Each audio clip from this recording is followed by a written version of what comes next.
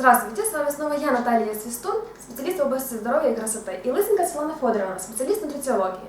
И сегодня мы с вами поговорим о кашле, восстановлении бронхолегочной системы при вирусных и бактериальных инфекциях. Один из очень частых проблем человека – это кашель. Этот неприятный симптом может сильно испортить жизнь человеку, снизить его качество, нарушить спокойствие больного, а также его окружающих, родных и близких. Дыхание – это сложный, непрерывный процесс, в результате которого постоянно обновляется газовый состав. Дыхание имеет большое значение для нормального функционирования человеческого организма.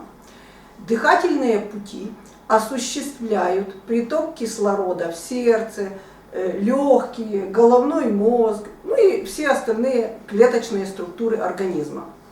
Без достаточного количества кислорода невозможны обменные процессы. Обмен веществ в организме необходим для того, чтобы клетки могли вовремя обновляться, восстанавливаться естественным образом и формироваться в более здоровые клетки, которые нормально будут выполнять свои функции. А кашель – это естественная рефлекторная реакция организма на любое раздражение, воспаление дыхательных путей, ну или что-либо препятствующее прохождению воздуха. Светлана Федоровна, скажите, пожалуйста, какие есть причины возникновения кашля? Факторы, вызывающие кашель, принято делить на следующие группы. Это воспалительные или аллергические, например, воспаление какое-то, да, отек слизистой, бронхиальный спазм и так далее. Механические, то есть это когда попадают какие-то инородные тела в дыхательные пути. Опухоли, которые сдавливают бронхи и трахею, тоже могут вызывать кашель. Химические, это воздействие химии на дыхательные пути. Ну и может быть кашель, ответ как на лекарственную терапию, я там дальше расскажу. Вот. Курение может вызывать кашель. Курение, конечно, является очевидной причиной хронического кашля, особенно у курильщиков с большим стажем. И термические, например, кашель на морозе. На морозе человек начинает кашлять, или в сырости какой-то и так далее. Кашель – это симптом многих заболеваний. Он часто сопутствует какой-нибудь инфекции, например, простуде или трахеиту, бронхиту, пневмонии, плевриту, туберкулезу. Но он может быть, кстати, и следствие определенного нервного состояния, без какого-то бы ни было непосредственного раздражения дыхательных путей. Бывает на нервной почве у человека кашель такой. На нервной почве у людей много всего бывает. Вот. Распространенными и относительно безобидными причинами кашля являются, например, капли от насморка, то, что я говорила, лекарственные раздражители, и вид пищеварительных расстройств, который еще называется желудочным рефлюксом. Я сейчас расскажу, что это такое. Если причина кашля кроется в каплях для носа, человек заболел, да, капает много капель, да, как бы они же химический состав, то обычно наблюдаются натуральные катаральные явления. Легкое покраснение зева может быть и щекотание в горле. Тогда, значит, это реакция на капли. При рефлюксе, это когда плохо функционирует клапан, который отделяет желудок от пищевода. И позволяет пище и желудочному соку, когда он плохо закрывается, проходить у пищевода желудка. И тогда как бы сила тяжести преодолевается этим желудочным соком, и он забрасывается в пищевод. Тогда наряду с кашлем во рту может ощущаться кислый привкус и изжога. В основном это у людей, у которых часто изжога. Кашель – это защитная реакция организма на попадание в дыхательные пути чужеродного тела. О чем мы говорили. Пыли, микробов, грибов, паразитов, того же желудочного сока и всего остального. Да, благодаря кашлю наши бронхи очищаются, и иногда это может быть жизненно необходимый процесс. Светлана Федоровна, а какие же бывают виды кашля? Кашель бывает двух видов. Он бывает сухой и влажный. Сухой кашель – это кашель без мокроты. Вот. Он возникает из-за раздражения кашлевых рецепторов посторонними телами или, например, новообразованиями, как следствие отека слизистой или бронхиального спазма. Когда слизистые оболочки дыхательных путей горячие и сухие, кашель обычно болезненный и не приносит облегчения. Это как так называемый сухой кашель. Обычно при простуде, ОРЗ, да, ОРВИ и так далее. Любые раздражающие воздействия со стороны окружающей среды могут спровоцировать приступы сухого кашля. Обычно сухой кашель становится первым симптомом респираторно-вирусной инфекции, то, что я говорила. Вот. Трахеита, ларингита, и бронхита, ну, и опухоли бронхов даже. Ну, обычно есть еще и другое. Вот. Сухой кашель наблюдается при пороках сердца, может наблюдаться при перикардите, при болезнях наружного уха и нервной системы. Ну, это уже кашель, говорится, с другой оперы. Вот. Кашель, который сопровождается отхождением мокроты, называется влажным, то есть идет мокрота, он выделяется. Грубым. Иногда кажется, что от него можно задохнуться, от этого кашля. Может быть очень много идти мокроты. Влажный кашель – это характерное проявление болезней дыхательной системы. Он появляется из-за увеличенного продуцирования бронхиального секрета. Ну, например, при бронхите, бронхиальной астме. Отхождение гноя из полостей, может быть. Ну, это уже такое более страшное. Туберкулез, абсцесс легкого, это дальше туда. Ну, может быть и просачиваться плазма крови в легкие. Это, например, при отеке легких. Ну, это уже более тяжелые причины. В зависимости от продолжительности кашель делится на хронический и на острый. То есть он бывает двух видов еще. Хроническим и острым. Острый – это кашель, который существует не более 3 месяцев. Вот.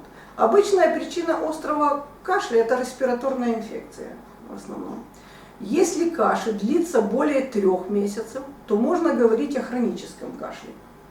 Он является спутником, например, хронического бронхита, бронхиальной астмы, опухолевых заболеваний, ну и то, что я говорила выше, порок из сердца тоже могут вызывать. Вот. И еще есть такое при заболеваниях щитовидки, когда увеличена щитовидная железа, то есть может тоже так как бы кашель быть. Вот. Если вы страдаете аллергией, кашель может быть ярким проявлением ее.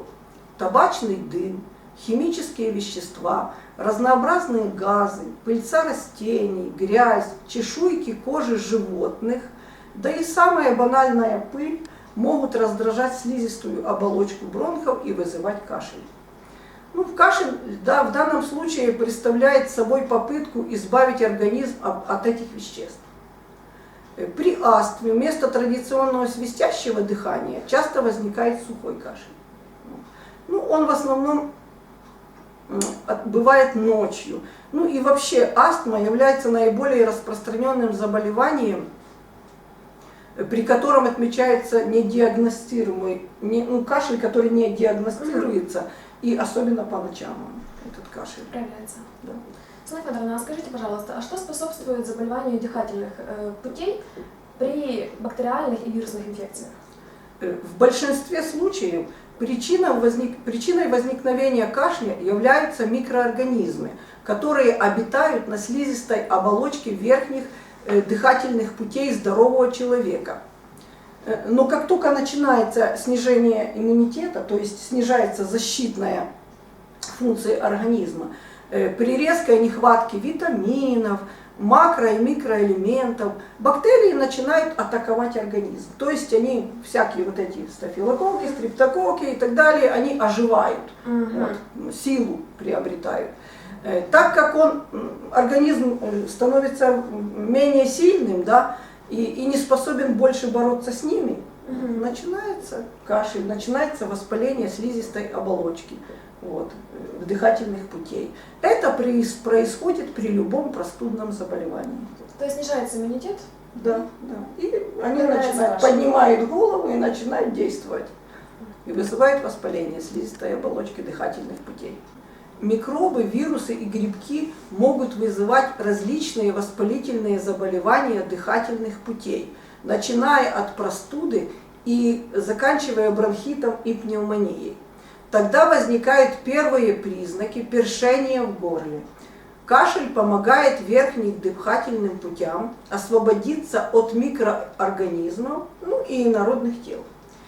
Все эти заболевания чаще начинаются с сухого дребезжащего кашля. По мере того, как в легких начинает накапливаться мокрота, появляется влажный кашель.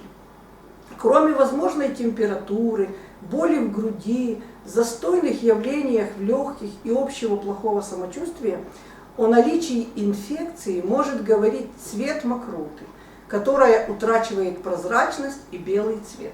То есть вначале она прозрачная, а потом уже утрачивает. С танзелита, то есть с воспаления горла, и других симптомов, насморк, например, слезящиеся глаза, несколько повышенная температура, может быть и не повышенная, недомогание, потеря аппетита, жжение под грудиной, особенно после кашля, может начаться и болезнь, широко известная как ларинготрахеобронхит или просто бронхит. С развитием заболевания появляется частый короткий кашель и, наконец, затрудненное дыхание. Кашель продолжается, и после этого, когда проходит простуда, он тоже еще продолжается. То есть человек откашливает постоянно. Просто еще после того, как человек выздоровел, остаются застойные явления в некоторых отделах легких. И это должно откашляться. В легких имеется отек и слизистые выделения, а избавиться от них можно только с помощью кашля.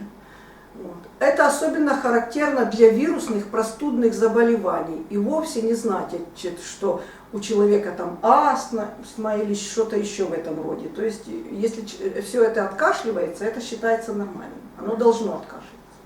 Светлана Федоровна, скажите, пожалуйста, а как тогда избавиться от этого недуга? Говорить о лечении кашля как такового, конечно, неграмотно. Правильнее будет говорить о снятии кашля как симптома. А еще лучше о лечении основного заболевания, симптомом которого является кашель. То есть надо лечить основное заболевание. И по ходу дела кашель тоже пройдет. Лечить нужно прежде всего основное заболевание, но одновременно можно облегчить его протекание, применяя средства от кашля. В связи с этим лечение должно быть нацелено прежде всего на то, чтобы кашель помогал освобождать дыхательные пути от мокроты, а не просто на подавление кашля.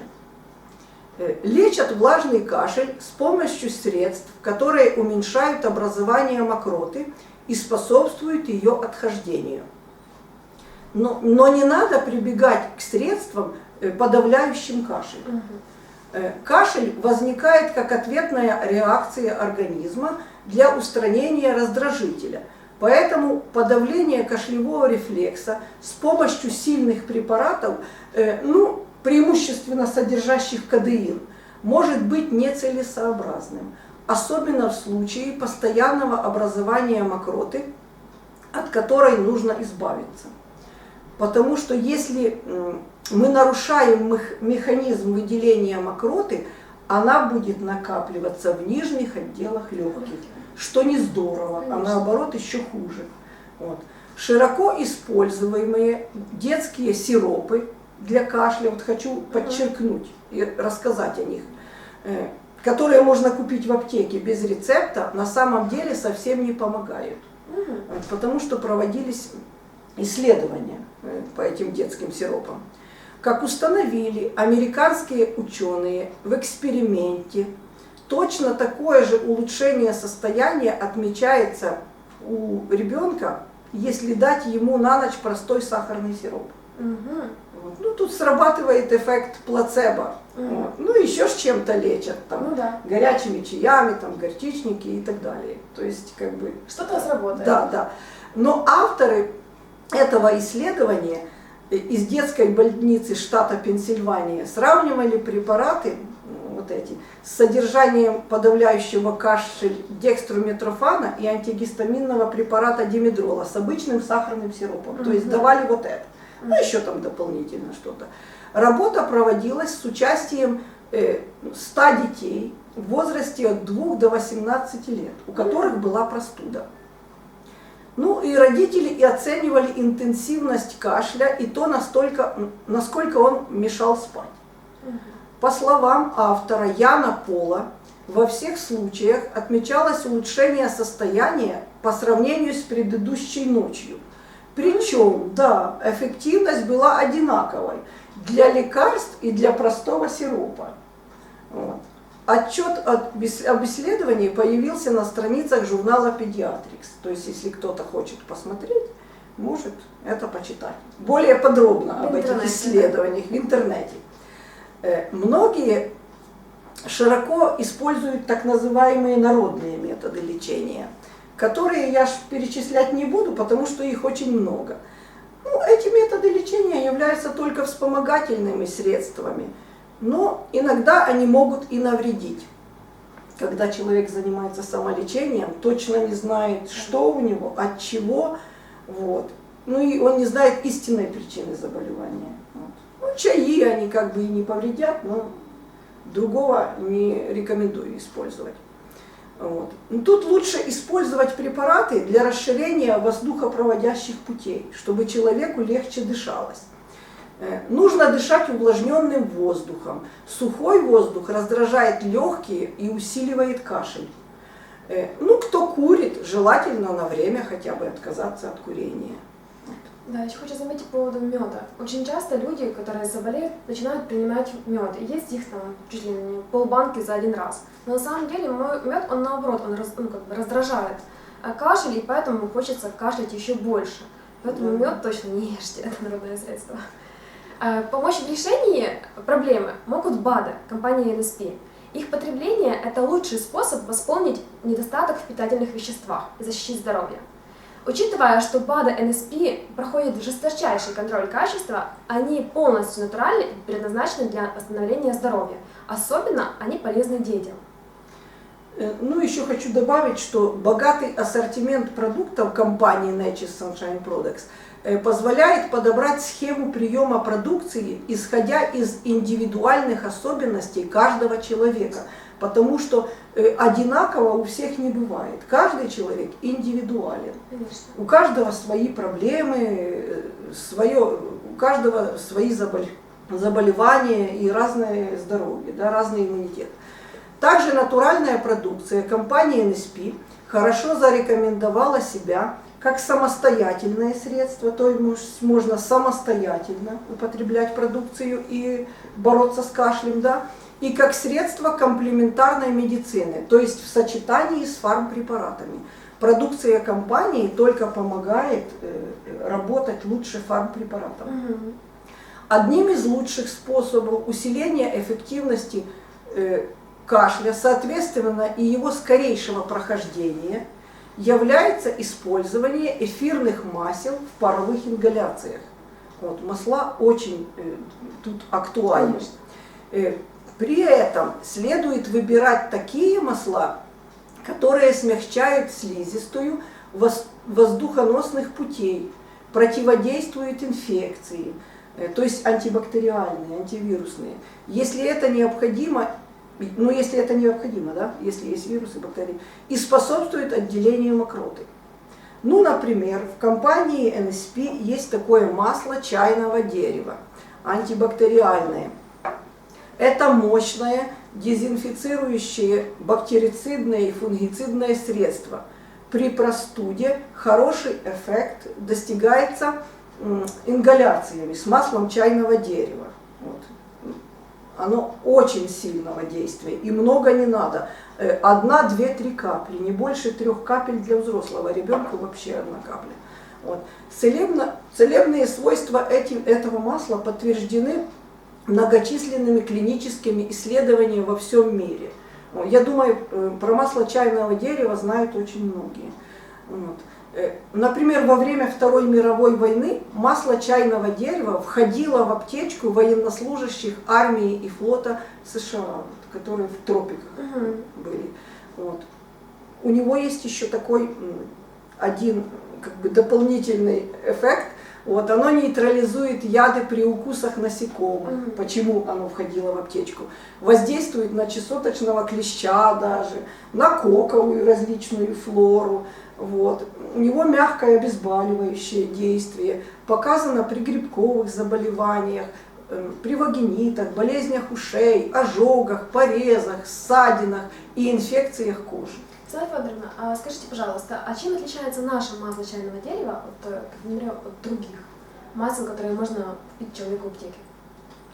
Ну, в аптеке, не знаю, кто там поставщик, понятно. Конечно. Дело в том, что оно более концентрированное.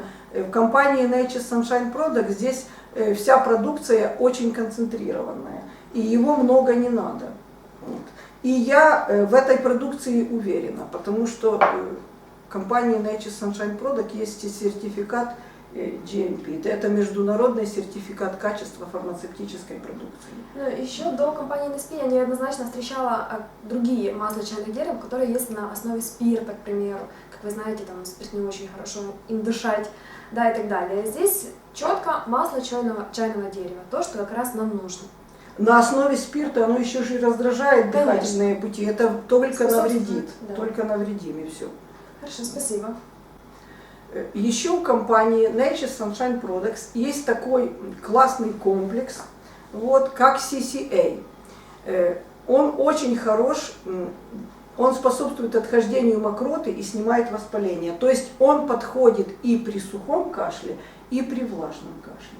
В этот комплекс входит очень хороший набор противовоспалительных трав.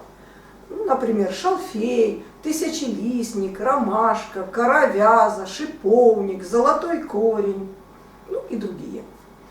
Ну и чем хорош этот комплекс? Он хорош тем, что он укрепляет слизистую оболочку дыхательных путей. CCA защищает первый барьер, то есть естественную резистентность организма. Именно он усиливает мембрану клетки. Вирус, попадая на слизистую оболочки носа, то есть это первый барьер, он должен внедриться вовнутрь клетки, в носу уже. Но он не может этого сделать, потому что оболочка его пускать не будет, когда мы пьем CCA. Кора вяза играет в этом очень большую роль. Клеточную мембрану укрепляет именно кора вяза здесь, в этом комплексе. Этот комплекс хорош, как я уже говорила, и при сухом, и при влажном кашле. Дальше. При сухом кашле очень бы рекомендовала, он у нас здесь есть, корень солодки, ликорайс рут. Ну, многие знают, что солодковый корень в виде отваров, настоев, экстрактов или порошков назначают в качестве отхаркивающее средство при болезнях при болезнях легких, и детям, и взрослым. Вот. При болезнях, которые сопровождаются кашлем, как противовоспалительное и спазмолитическое средство он действует. Вот. Корень солодки обладает теми же фармакологическими свойствами, что и гликокортикоиды. Ну, то есть это при бронхиальной астме гликокортикоиды применяются. Но у них есть побочное действие, а у корня солодки побочного действия нету. Ну и вообще, как я сказала, он входит в многие составы, даже в аптечном ряду. Вот. Но его там очень мало, то есть действие слабое. Вот. Компания NSP поставляет на наш рынок биологическую активную добавку корень солодки, то есть ликорайс рут еще называется. Вот я бы хотела сказать, в чем его особенность. Вот. В отличие от препаратов в других компаниях или в аптеке, да? Вот. Потому что солодка в компании NSP проходит специальный метод обогащения, вот, прежде чем в капсулу попадает. Что такое специальный метод обогащения? Это концентрирование растительных экстрактов и усиление их действия. Вот. Корень солодки от NSP, он является концентрированным продуктом и содержит в одной капсуле в 4 раза больше веществ, чем в обычном корне солодки. Американские нутрициологи рекомендуют солодку как натуральный продукт, обладающий защитными свойствами и оказывающий благотворное влияние на бронхолегочную систему, вот, и на желудочно-кишечный тракт. Там ведь тоже слизистая. Все. Да. Восстанавливает слизистую желудочно-кишечного тракта. Это какой бы полезный побочный эффект. И печень. То есть это очень важно. Только надо внимательно относиться, у кого повышенное давление. То есть бывает в некоторых случаях может способствовать. Но это редко, но бывает. Вот. Дальше. В компании Nature Sunshine Products есть еще такой комплекс, который называется Breath Ease. Еще он легкое дыхание, свободное дыхание, как переводится. Это комплекс растительных растений, созданный компанией для облегчения патологических проявлений при заболеваниях органов дыхания. Ну, так как в компании синергетические смеси, то есть травы, которые усиливают действие друг друга. Что такое эффект синергизма? То есть синергетическое сочетание этих трав способствует разжижению и выделению мокроты, а также защите слизистых оболочек дыхательных путей и снижению воспалительного процесса. То есть он очень хорошо зарекомендовал себя как при влажном кашле, чтобы побыстрее это все отделилось, вот, и вышло с человека. В состав легкое дыхание входят растения, которые в течение многих веков использовались для оздоровления дыхательной системы. Это, например, хрен, коровяк, пажитник, фенкель, пасконник.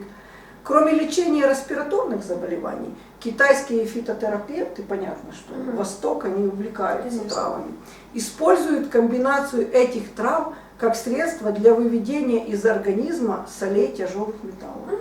То есть люди, которые живут в больших городах, вот, которые где-то работают на каких-то химических предприятиях, ну и металлургических и так далее, им очень хорошо пропивать свободное дыхание для отхождения этой всей гадости, что скапливается у человека. Есть еще один препарат, мы о нем говорим практически всегда, вот, начиная от печени до мозгов. Вот, это называется он лецитин. Лецитин. Почему он важен не только для печени, для мозга, для нервных системы и так далее. То есть он же латает мембраны нервных клеток. Вот. 50% мозга это у нас лецитин. Вот. Почему он важен? Потому что именно для легких и для бронхолегочной системы. То есть лецитин восстанавливает сурфактант легких. А что такое сурфактант легких? Это поверхностно-активное вещество, находящееся на границе воздух-жидкость в легочных клетках. То есть выстилает внутри альвеолы в легких и препятствует их слипанию и спаданию. Бывает такое, что человек вот кашляет, лечится и в больнице и так далее, а у него все равно вот этот кашель спадаются эти альвеолы. Лецитин тут главное. А также еще лецитин делает одну хорошую вещь. Он восстанавливает поврежденный ресничатый аппарат бронхов. В бронхах есть такие реснички. Да? Он восстанавливает этот ресничатый аппарат. Подавляет патологический кашлевой рефлекс. Обладает еще и успокаивающим действием, так как латает мембраны нервных клеток. Помимо вышеперечисленных препаратов от кашля, также необходимо принимать противовирусные и противобактериальные фитокомплексы. Почему? Потому что мы уже говорили, надо лечить основное заболевание. Вот от кашля мы рассказали, а еще надо продукты при вирусных, там, при простудных заболеваниях, при ОРЗ, там, ОРВИ и так далее, нужны как бы природные антибиотики, природные антивирусные препараты. Это перец, чеснок, петрушка, например, есть в компании НСП. Чеснок высокоактивный, это природный антибиотик сильнейший. Листья оливы сильнейший противовирусный, противобактериальный препарат. Подарка, думаю, многие о нем слышали, тоже вот очень сильный, противовирусный, противобактериальный, противоопухолей и так далее, повышающий иммунитет. Коллоидное серебро. Вот, это вообще убивает 650 бактерий, в отличие от антибиотика, которые или ничего не убивает, или от 5 до 10 бактерий, вот, и так далее. А для очищения и восстановления бронхолегочной системы очень хорошо подойдут или хлорофилл, или красный клевер. Потому что когда бактерии, вирусы, они же погибают, они идут в лимфатическую систему, в кровь, то желательно быстрее все это очистить. Да. Это помогает. Хлорофилл, красный клевер, прекрасно красный клевер чистит лимфу. Красный клевер хорошо для детей, для маленьких детей хорошо, он даже от кашля хорошо для детей, ну и для взрослых, но у него такой легкий эффект. И еще бы я хотела порекомендовать, вот когда человек заболел, добавить массажный лосьон Тайфун. Мы о нем везде говорим, да, и суставы, и голова болит, и насморк и так далее, но он очень хорошо идет при кашле, то есть мы смазываем, им мажем дыхательные, где дыхательные пути проходят, да, грудь и спину хорошо. Сразу мазать вот первые дни, это просто будет отлично. Вот.